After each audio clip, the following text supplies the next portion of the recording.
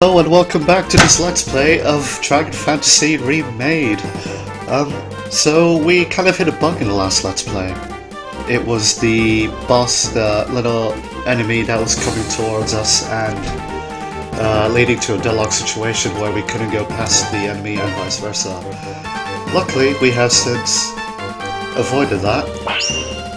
As in, I just basically beat it up on the very bottom of the screen as it came down, and that was it. So we are now past that little game-breaking bug, so it's not a huge problem, and we continue from where we left off. Speaking of where we left off, just a little recap. From the last video, we joined up with this guy called Sandow. I'm going to say Sandow a lot because of the wrestler Damien Sandow, but this guy is called Sandow.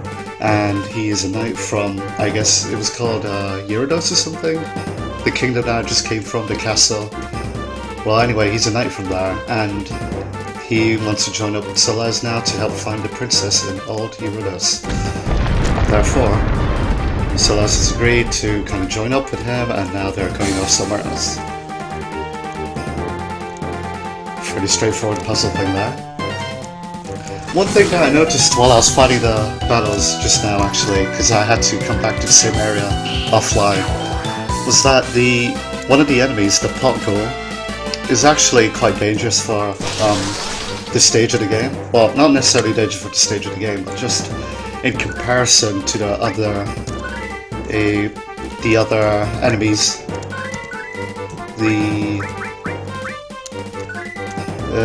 God, I'm losing my head here. Oh my god, I got a total brain freeze there. Yeah, compared to the other enemies, the pot goal is actually quite dangerous because not only can it... here we go, we can have a perfect demonstration right here, actually. Well, I might as well just go on a bit about it. So, you can see just there, it has the ability to cast magic itself. So, while I was actually playing earlier, I was kind of caught off guard because I had assumed that enemy would just do about, 1 to 5 HP damage, just like every other enemy to that, up to that point. But instead, I mean, when I was at 10 HP with Celeste there, I was hit with a freeze attack that took away 13 HP, so I kind of lost. I wouldn't necessarily take marks away from this because I guess it was a gentle reminder that, hey, this is an RPG, it is a game. It's not just a visual novel or anything. You do have to think about what you're doing, and you do have to stay on your toes.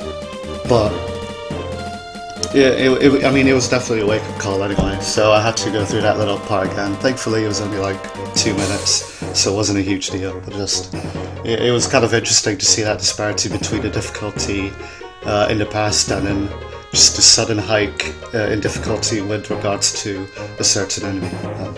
Yeah. Meanwhile, it looks like we have an incoming boss battle with a wolf thing. Or he's going to place us in prison and we're going to have to walk out of a prison. Or probably not, probably just going to beat its ass. That's good. King's Blood, again with the world building there, in the sense of a new kind of swear word, which is always good.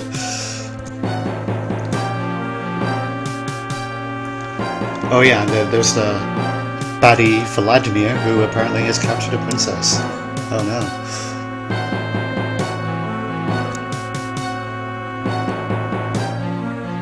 Baulovad. Sounds a bit like Danish.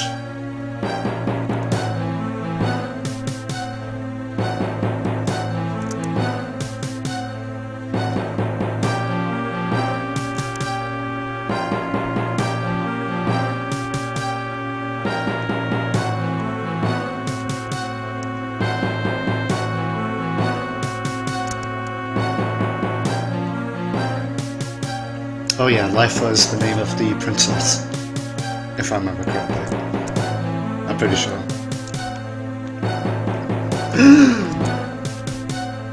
No!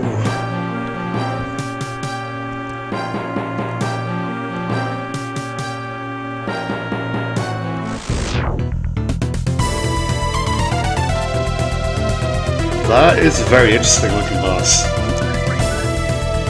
And I need to think of a game plan, but I don't really have much in my arsenal right now to think of a game plan. Let's see. So, just a quick review. I can physically attack.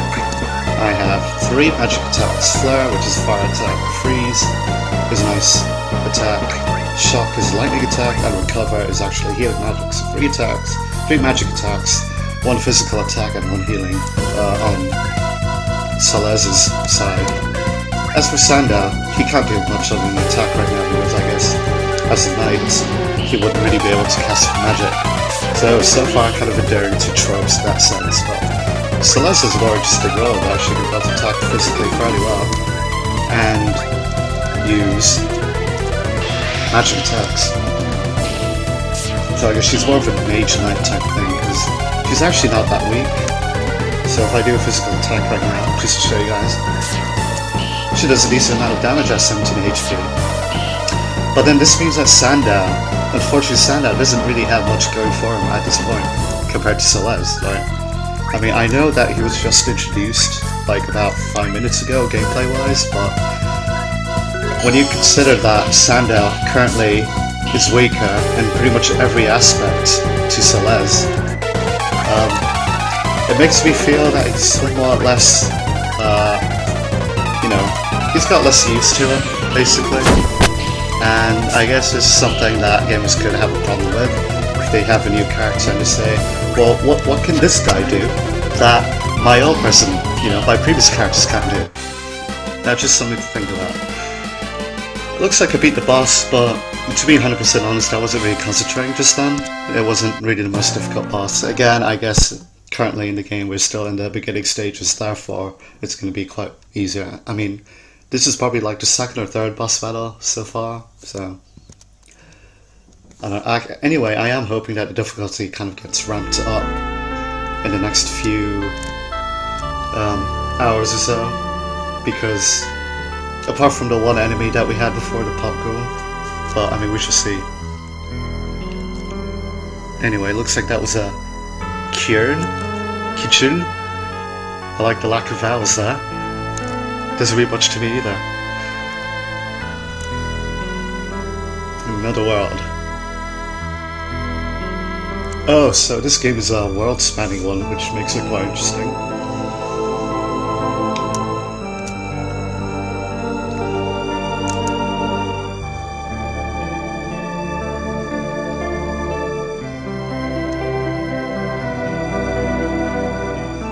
It was on the deck. Hmm.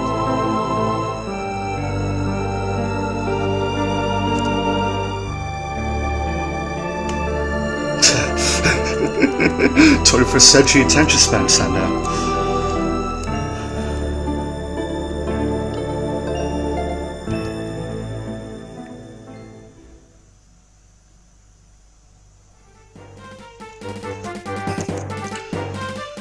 Anyway, looks like we can go back and save now. So, again, about the boss, it wasn't really the most difficult boss in pretty much any way. Which is kinda disappointing, but I mean, there's nothing to do but see how the game kind of progresses in terms of difficulty, so we shall see. Anyway, it looks like we have traversed our first real dungeon as a duo, anyway. And we have 2 choices. We can either go to the castle right now, or we can go to the town. I just want to check out the castle because it's closer.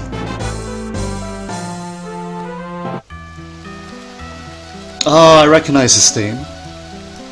Does anyone watching this recognize this theme? Because I do. I just cannot pinpoint the exact game, which is it's a bit embarrassing, to be honest. Let me think. It's a really familiar one as well. It's just on the tip of my tongue, but can't recall.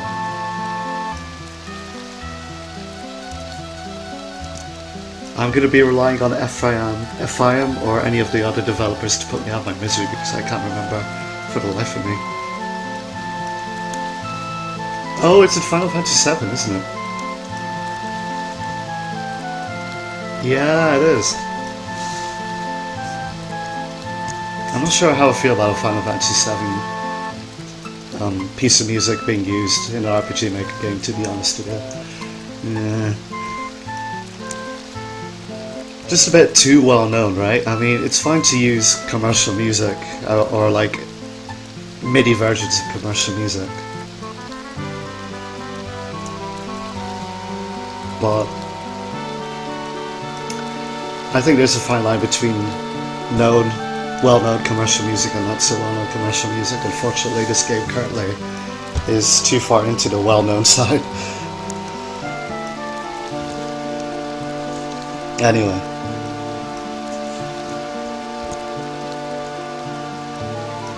Looks like something happened here.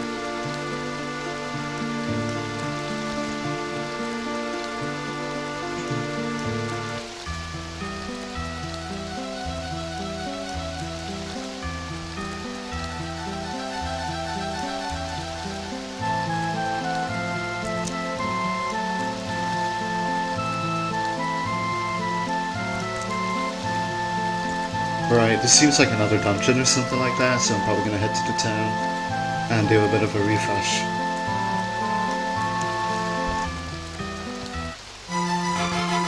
Because it's always important to keep a bit well stocked and well healed, etc, etc.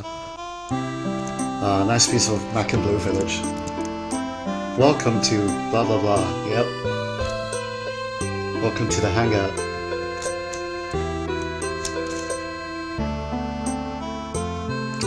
Yeah, I know, right?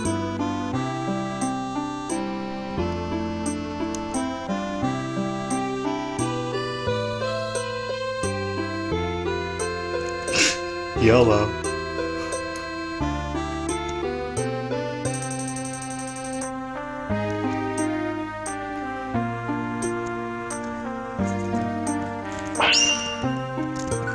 Well, I mean, it's not much of a town, it's just a little place called a hangout. I.e. a tourist attraction, which is fair enough because, as has been pointed out, it's pretty close to a very dangerous old castle. So thankfully we can restock. Let's see. I think I have enough of those reviving items. I don't think I'm going to need them.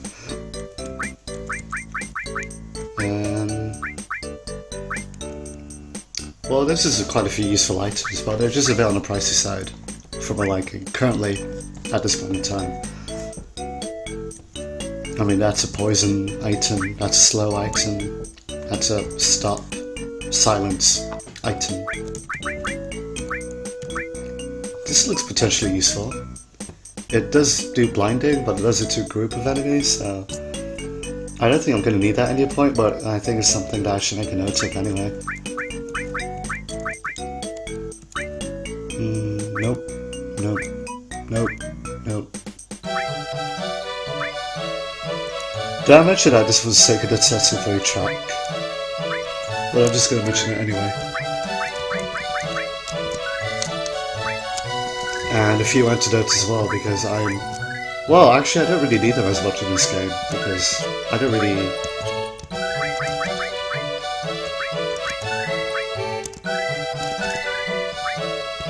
What was I saying? Oh, hang on, I want to see if I could sell anything. Forget what I said. Doesn't matter. Probably inconsequential. Oh, one thing I haven't checked is my current guy Sanda's equipment. And predictably he doesn't really have much. Ooh, look at that. Okay, so when I last heard from FIM about this, the stuff in the brackets actually relates to the type of enemies that this would be more effective against, if I recall. So, if there's something called a rock hammer, and within the brackets it says shelled, I'm assuming that refers to stuff like the Mr. Rock enemy that we saw previously, so this could be very useful against kind of enemies that I couldn't normally penetrate. Don't laugh.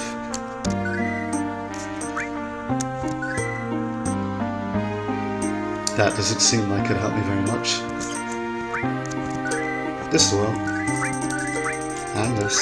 And this. Huh. Okay, so now the strength is 57 compared to Celez's 55. So theoretically, anyway, he should be doing a bit more damage now than Celez even. Which is good, because... Ooh, MIDI change. Anyway, yeah, it's good because I don't want Celeste to be the person who does everything better than another character, because that just screams lack of balance.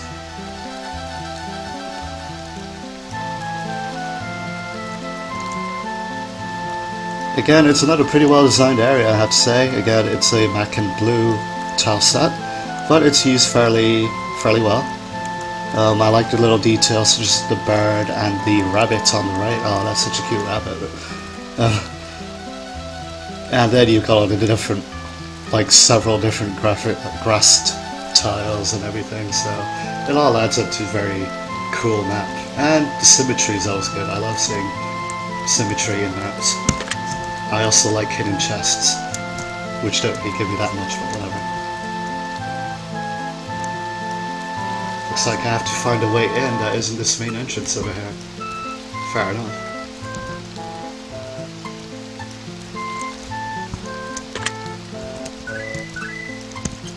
Again, I mean, I just want to point out that this game feels really polished for an RPG Maker 2000 game.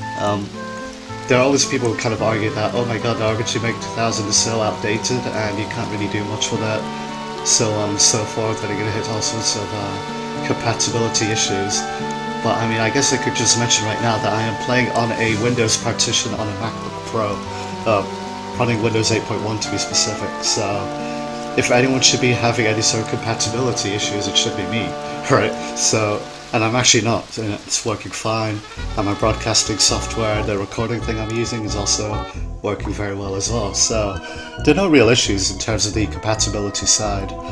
And in terms of making a decent game, I mean, RPG Maker 2000 really just gives you all the ingredients you need to make a very solid, maybe fairly typical, but very solid RPG, and I think this game is actually proving that, so. This is another track that I can kind of recognize. I think it's Terranigma. Terranigma? I don't know.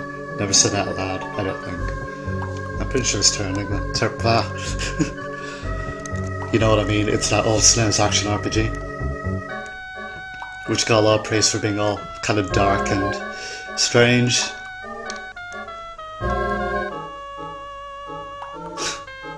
Sanda being on point there.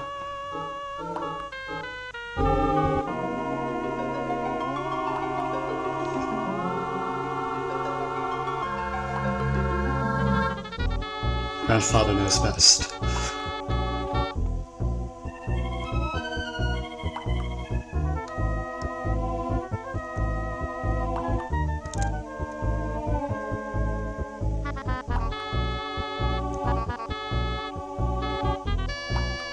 Huh? Ouch.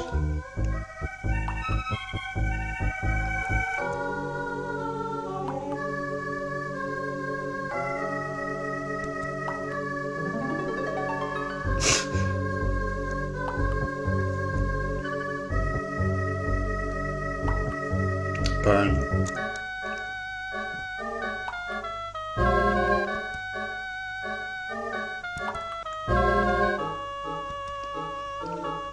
I think that was a nice bit of dialogue right there, just not only setting the scene for these sewers, but also kind of doing a bit of character development for both Sandow and Celeste. So we have just learned that Celeste can't smell very well, unfortunately, and this has kind of had an impact on her learning how to cook, and then Sandow just makes a joke out of it, which is all well and good. So they could turn out to be one of those, you know, good cop, bad cop duos, which is a pretty cool concept, I think. But I guess it really depends on whether there are going to be any other characters showing up. I'm assuming there will be, because most typical RPGs would do something like that.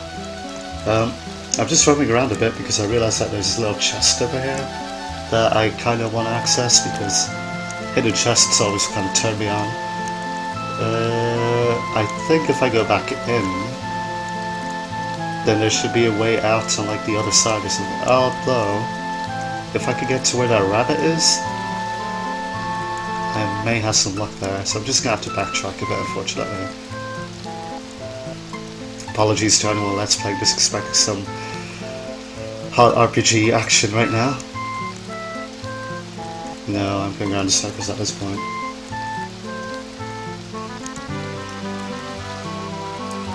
I guess it's kind of confusing, this whole map, but I'm gonna let it slide because I think it's really well designed. Otherwise, but no, this isn't right. I mean, how did I get here in the first place?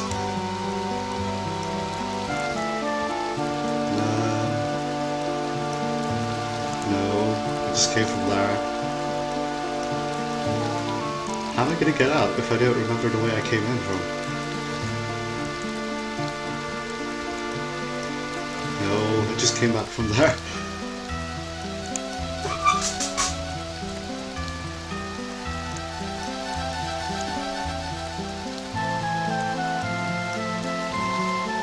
Okay, you know what? I think I'm just gonna drop it because I can't be bothered right now.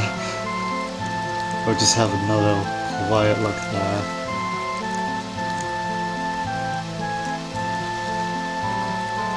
Whoa, that was very confusing. Forget it. Just forget it. I don't think it's worth it.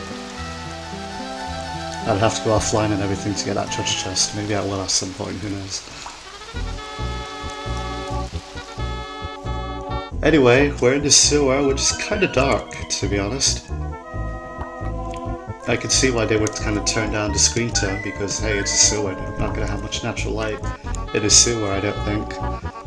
But, I don't know, I don't think it was that necessary to make it this dark. Just my personal opinion anyway.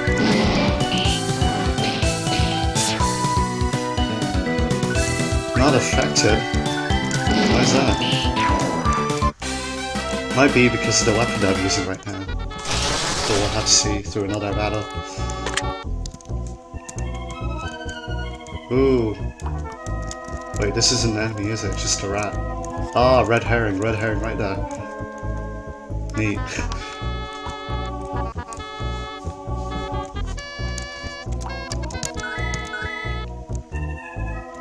These enemies look fairly similar to what I've already battled.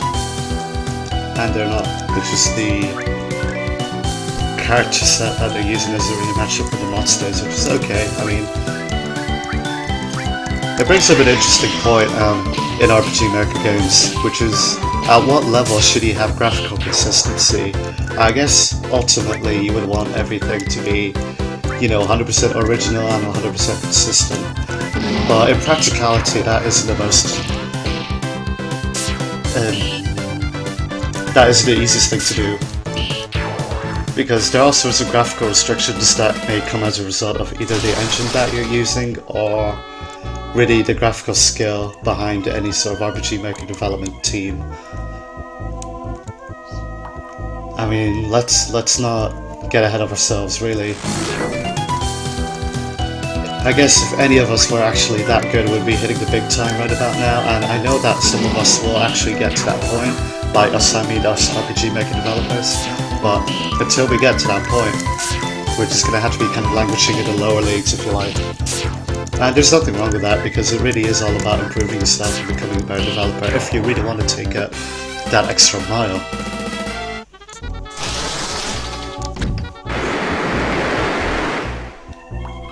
Anyway, it looks like this little monster here was covering this switch, which I have just pressed.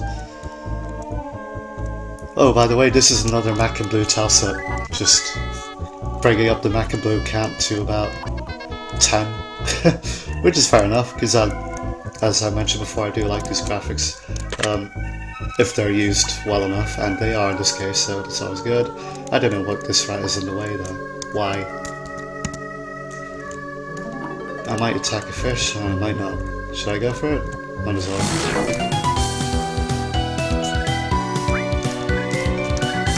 There's not a huge amount I can say about any of these monsters right now, because they don't seem to be doing much other than attacking at this point in time. What I did notice was that the bottom dweller attacked both enemies, and Imp just attacked the one.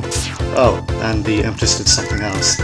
It didn't do 13 HP of damage though, like that pop girl earlier, hint hint. I got a new item,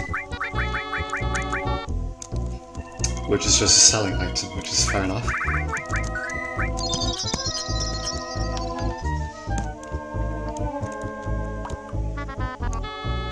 Oh, it's another switch It's another monster behind the switch. Or in front of a switch even.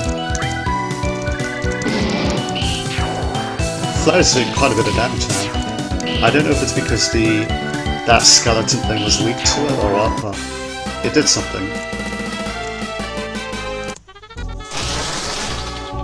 Get out of the way, right? I'm assuming that opens the one on the right, yes, left even, and yeah, it does.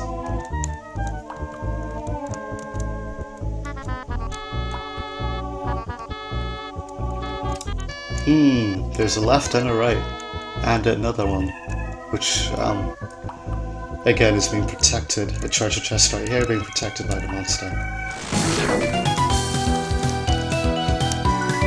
I do actually like these little diversions to get treasure chests or whatever. At least these aren't dead ends, for one thing, which is cool. But currently I think it'd be better if there was a variety of enemies protecting these little areas rather than the same two. I'm assuming I could sell this as well. Nope. It actually does something interesting. I might actually give it to Sandow just to make him a bit more aggressive. Another rat. These rats are getting kinda confusing, but it's not a huge deal.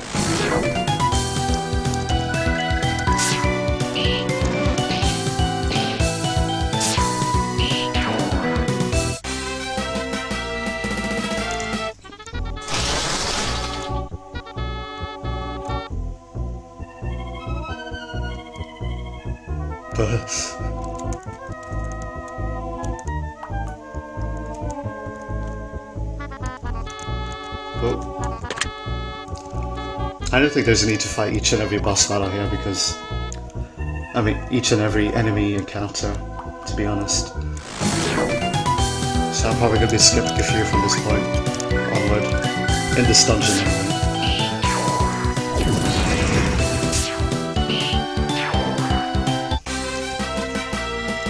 So, I mean, we're still at the stage where we're basically one-hit killing everything.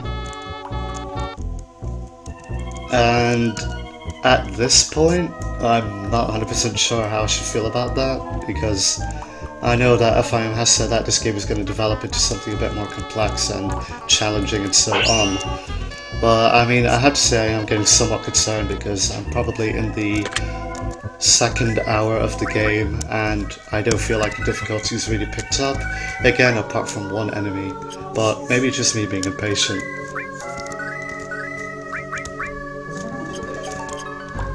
But then again, it's always good to have some sort of progression, because I am still at the point where Sandow can't really do much other than attack.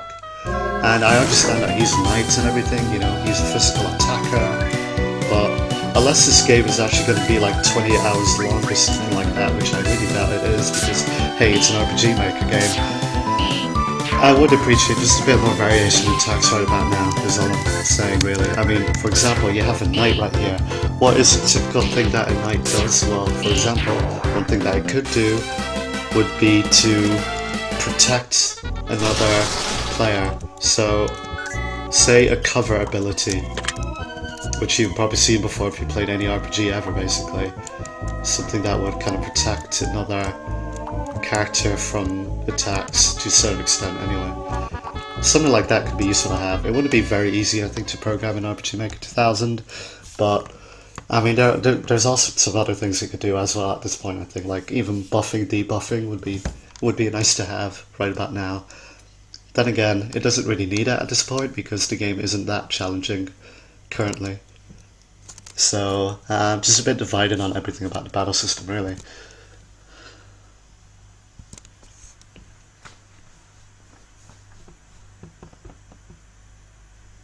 Spooky. Too spooky for me.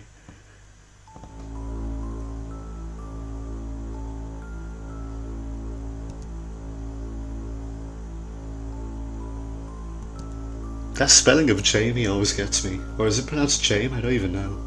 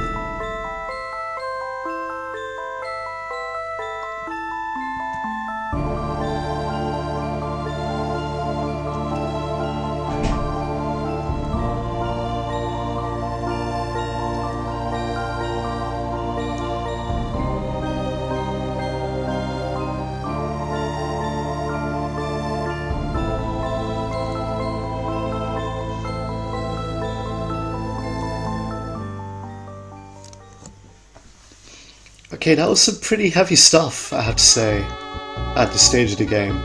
And I'm a bit divided as to whether that scene was in a good position, because, to be honest, I've only been playing with Sandow for about, what, 30 minutes now. So I don't really feel that currently I have a reason to care that much about the character Sandow and his motivations.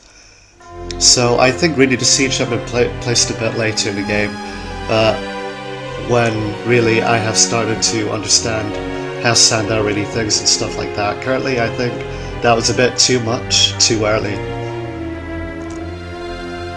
But I mean, that's just my opinion. I am just a Let's Player, and if anyone has any other input, then feel free to share. That includes the developers as well, obviously. Anyway, we are at this point now where we get to see Vladimir, the evil kind of mage thing who defected or something like that, and has captured the princess, Lifa.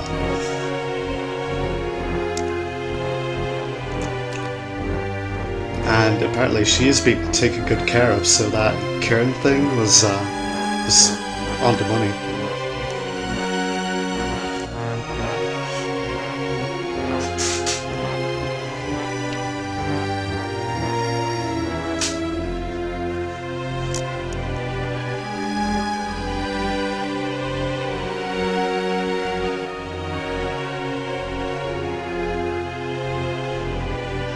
The last one.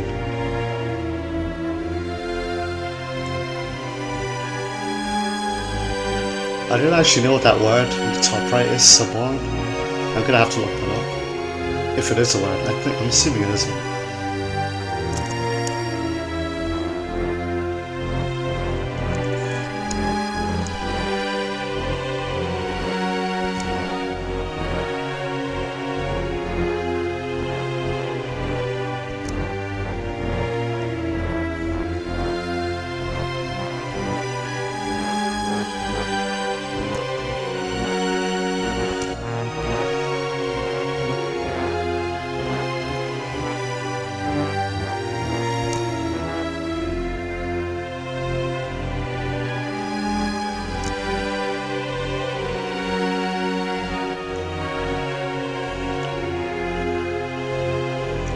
Again, it's semicolon.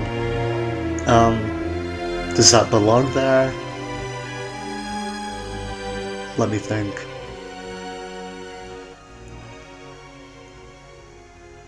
Maybe, actually.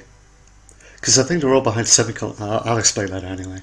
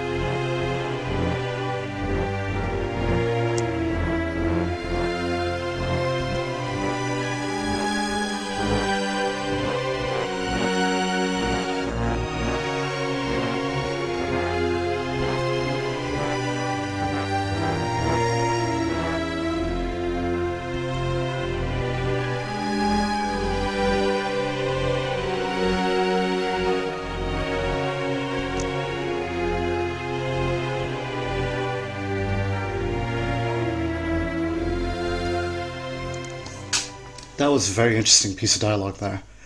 It kind of establishes Vladimir as the not so bad guy, but apparently he's someone that's being twisted by, who's kind of being influenced by that cloaked man there. So I'm getting the kind of relationship that could be compared to, for example, Theoden from Lord of the Rings and, you know, the King of Rohan or whatever, and the guy who was next to him, what was his name? Great Tongue?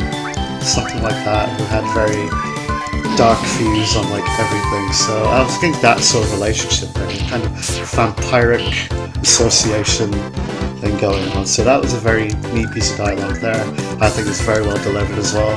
And it was delivered at the right time, actually, this one, because we're actually getting into Vladimir's little hideout. So it really helps that we actually learn a bit more about him and his motivations and so on and so forth, as well as any other associations that he might have. So I think that was a very excellent piece of dialogue there, and a good scene all around. And it was even the little things really that helped it. For example, the cloaked man moving up and down kind of helped distinguish that one scene from being just two talking heads looking at each other and saying things. When you see that kind of movement, you can feel that these people are more lifelike, right? That they have more to them than just being little avatars for dialogue. So really kind of establishing any sort of personality through the little things is what really gets a game going in terms of writing. So I mean, really, that is really how you would want to do any sort of cutscenes in a game of this kind, I think. So that's right, money. In the meantime, I'm actually hoping I get to a save point because there's stuff I need to do kinda soon. So we might be rushing through the next bit, or it might be going offline if this isn't very interesting. So far, this whole area seems a bit foggy compared to what I was just in, which is quite interesting. I don't know why I keep using flare, it doesn't really do much. Now I know. And okay, the thing about the blindness at the stage when Sandal gets blinded, he can't do shit. So I'm gonna have to take issue with that. I'm also not doing much damage against the Mifta Imps. So I have no choice really but to heal myself, which could be a difficult thing to do if I don't have many of those blind curing items. Luckily I do, but I might just brute force my way through this right now. Hope I get lucky, which I probably won't because I don't generally have that kind of luck on my side. But yeah, screw it. It's a good thing I brought like 11 eye drops, so...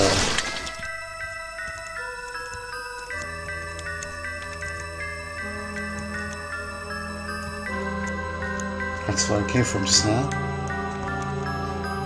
I do like the little fog overlay though, I think it adds to the character to this game somewhat. I mean, to this map.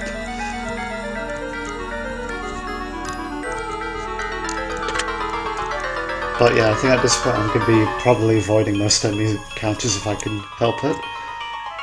That's probably where I need to go.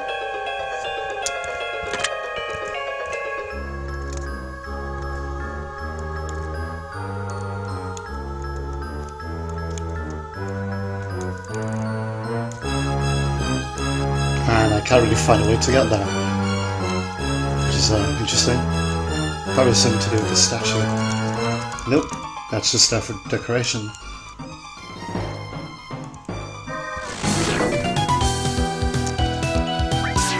Oops, I did not mean to do that. Oh god, I don't want to die. I do not want to die. No, I'm not going to die. Thank god. That was a stupid thing to do.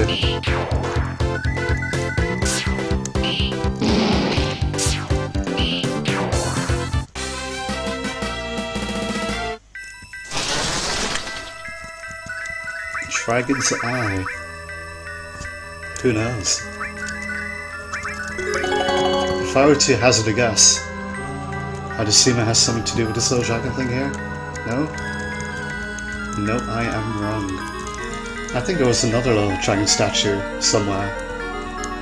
Just gonna have a bit more of a look around. I think it was right here. No, but I have found a save point, which is good because I'm gonna have to quit for now. As much as I like to continue, I have a fairly good idea of what I'm gonna have to do anyway. There's a dragon thing there, which is probably gonna need some sort of eye. Anyway, transition. What did you think about this game so far? What did you think of my Let's Play so far? That's more to the developers, I guess. What would you recommend I do in my Let's Plays? What would you recommend I not do in my Let's Plays? What do you think of me not talking, reciting the character's dialogue? what do you think about my playstyle in terms of battles? If you have any comments or critique about any of these questions and or more, feel free to reach out to me. As always, I will give details in the little comment section underneath this YouTube video. Until next time, this is Yellow Magic signing off.